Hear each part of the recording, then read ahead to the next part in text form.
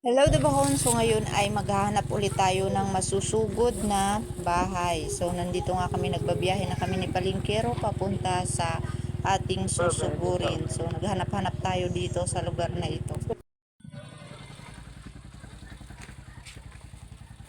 Tao po.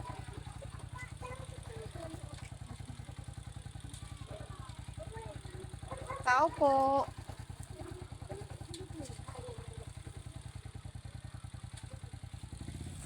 Hi ate. Pwede mag-video. Nandito kami para mag-abot ng blessing. Hi ate, ako si Jilin po. So, Kami po. Pasok po kayo. sino po ang nakatira dito? Mama ko po, ako po. Okay. Sino po yung mama mo dito? Ikaw dito? Naglalabada po. Sige, kayo na lang po. So, ako po si Jilin. Ate, ano po bang hanap buhay niya? Wala po sa bahay na. Sa bahay lang po kayo. Kayo na po ang umupo kasi kayo po ang bibidyoan. Okay lang mag-video ate kasi itong blessing na ito ate ay galing po ito kay Nanay Ging. So si Nanay Ging ay isang vlogger sa Amerika.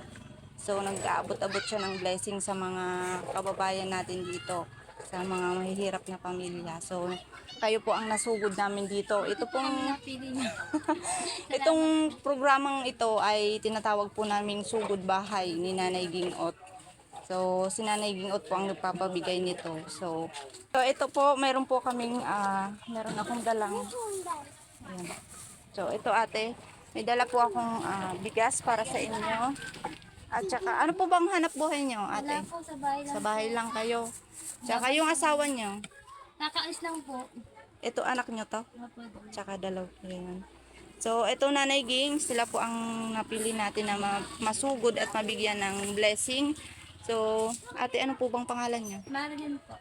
Ayan, si Ate Marilyn ang nasugod natin. So, nagpapasalamat si Ate Marilyn. Pagod po ako. Galing po kasi ako hospital kahapon. Inipag ko po kasi nanganak doon. ACS po bago yung bata.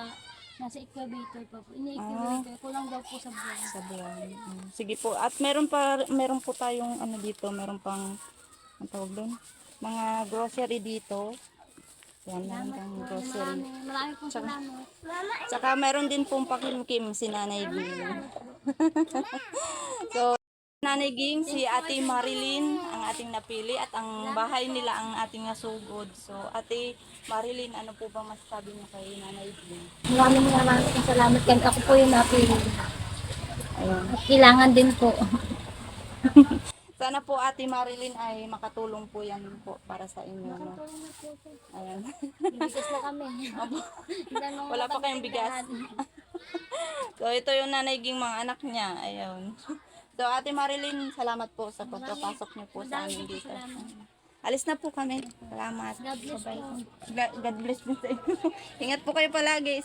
Bye-bye.